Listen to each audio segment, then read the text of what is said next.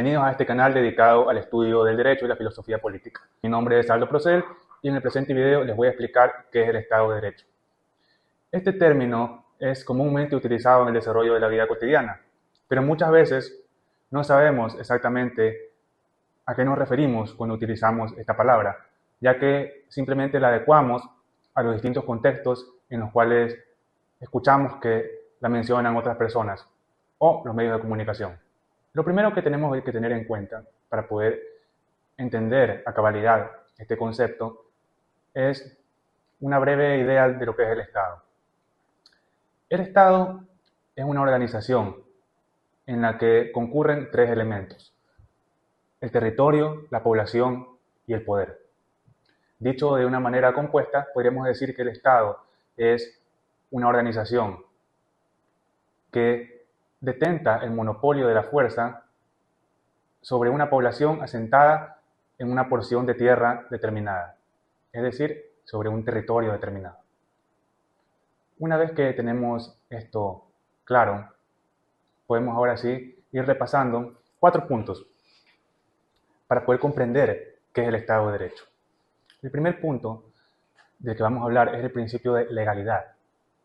El principio de legalidad significa básicamente que toda persona, ya sea gobernante o ya sea gobernado, se encuentra sometida a la ley, se encuentra sometida a la normatividad. Por ley, en un concepto amplio, podemos entender a una norma escrita que tiene un carácter general y abstracto.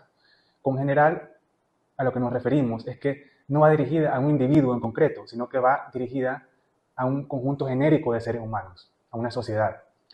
Y la abstracción se refiere a que la ley no se refiere a una situación concreta, en el sentido de algo que deba ocurrir en un lugar determinado, un día determinado o a una hora determinada, sino que simplemente es una hipótesis de una situación que probablemente pueda presentarse en el desarrollo de la vida social. Hay que tener en cuenta que este principio de legalidad puede tener diferentes niveles de exigencia o de intensidad. En el derecho privado, si bien es cierto, continúa siendo pues un principio rector, pero la exigencia es un poco menor, ya que aquí tiene un papel muy importante el principio de autonomía de la voluntad de las partes, lo que quiere decir que en todo lo que no contraríe la normativa, en todo lo que no contraríe la ley, las personas tienen libertad de actuación. Pueden, por ejemplo, en el derecho contractual, estipular las cláusulas que consideren convenientes para sus intereses.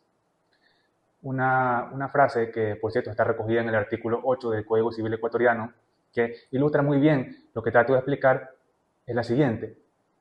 En el derecho privado, a nadie puede impedirse lo que no está prohibido por la ley. Es decir, tenemos absoluta libertad para conducir nuestra vida siempre que no vulneremos alguna prohibición de orden legal. En cambio, en el derecho público vemos un nivel mucho más alto de exigencia de este principio de legalidad, ya que, por ejemplo, en el derecho administrativo no es posible hacer algo si es que la ley no otorga dicha facultad. Por más de que se considere que se va a hacer un bien, se va a hacer pues algo positivo para la institución pública o para la sociedad en general, no se puede hacer. Hay que abstenerse de llevar a cabo ese curso de acción si es que la norma expresamente no otorga esa facultad, esa atribución. Un ejemplo que es muy interesante mencionar es el del derecho penal.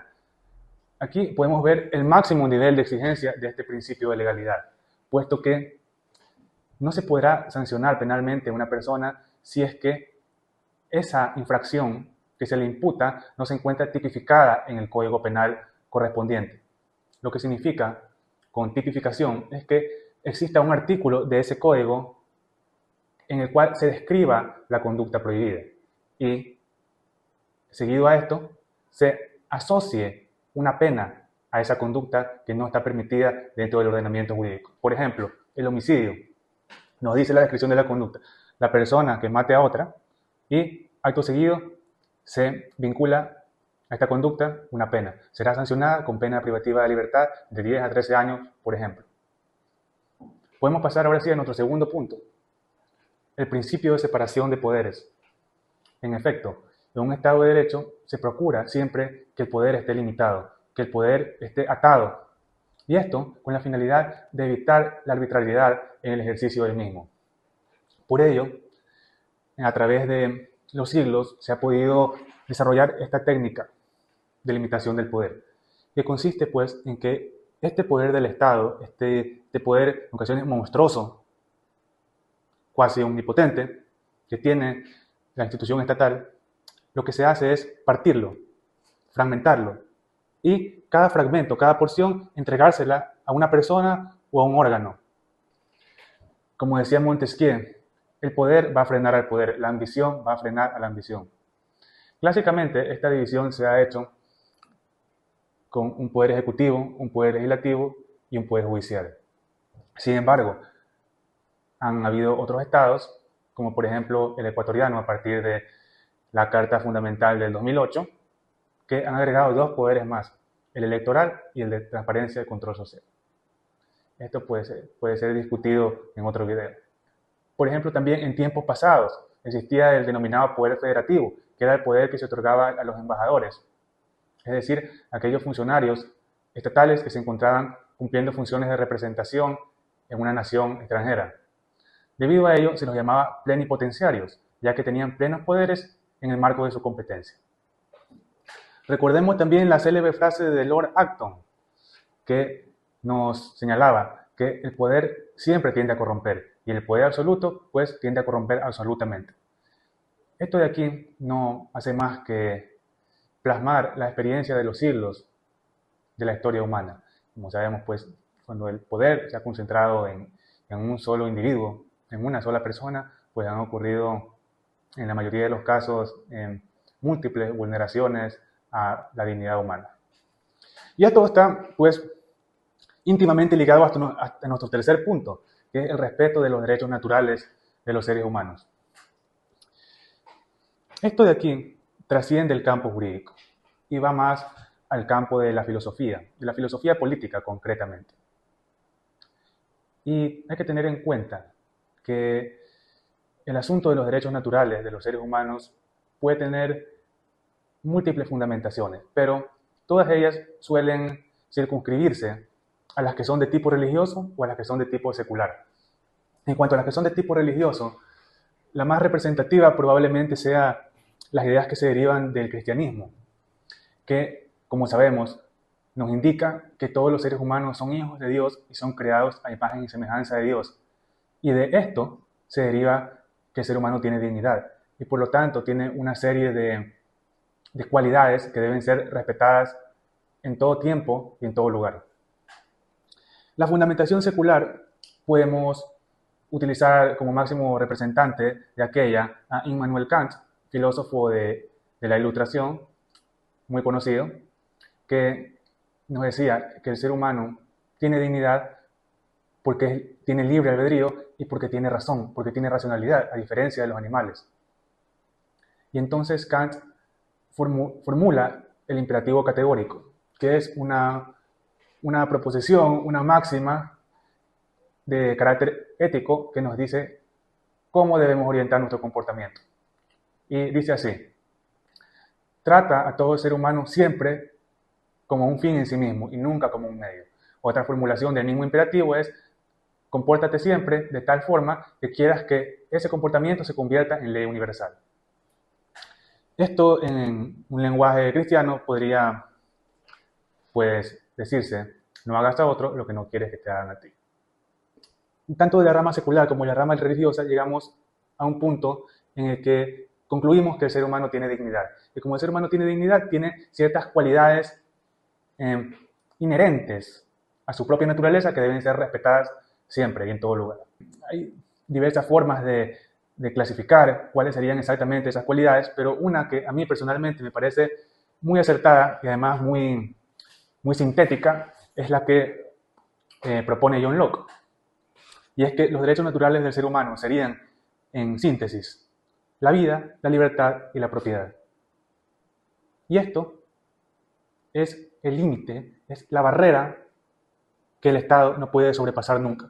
Y en caso de serlo, decía John Locke, el pueblo tiene derecho a derrocar a esa autoridad corrupta, a esa autoridad que se está desviando de los fines que le fueron encomendados.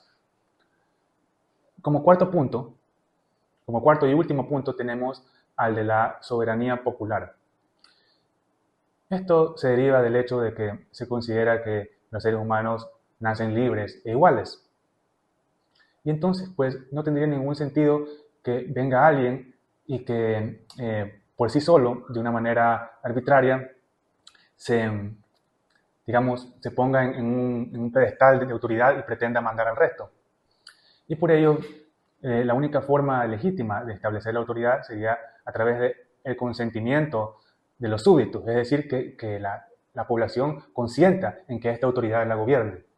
Y de ello se deriva, pues, la tan famosa democracia. Se puede descomponer la palabra, pues, en griego, con demos, que significa pueblo, y kratos, que significa poder. Esto de aquí, actualmente en nuestro mundo contemporáneo, es ampliamente aceptado y no tiene mucha discusión, salvo en ciertos sectores, pues, que tienen un pensamiento crítico bastante interesante. La democracia ha existido de varias formas en el desarrollo de la sociedad humana. Y podemos dividir esto en dos tipos de democracia, básicamente. Democracia representativa, ojo, porque la democracia directa, pues el mismo Rousseau reconoce en el contrato social que jamás ha existido. La democracia representativa se puede dividir en el sufragio universal y en el sufragio restringido. El sufragio universal propugna que absolutamente todos los seres humanos tienen derecho a la participación en la vida política a través del voto o a través también, pues, de ser elegidos. El sufragio pasivo, el derecho a votar, y el sufragio activo, pues el derecho a participar de la vida política y ser elegido.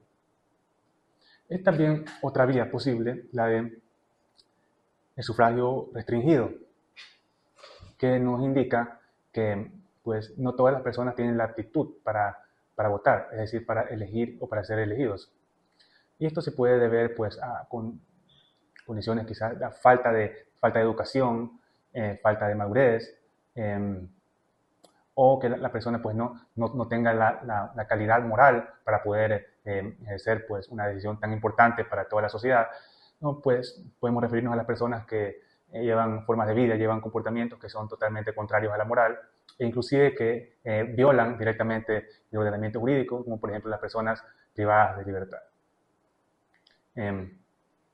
Ya queda a criterio de cada quien cuál de estas dos formas es la más adecuada para el país donde vive. Con esto cerramos el presente video. Espero que estos 4 puntos les hayan sido de utilidad y que hayan podido comprender el concepto de Estado de Derecho. Yo me despido, les recomiendo que se suscriban para que sigan aprendiendo, sigan viendo esta clase de contenido y les agradecería un like. Chao.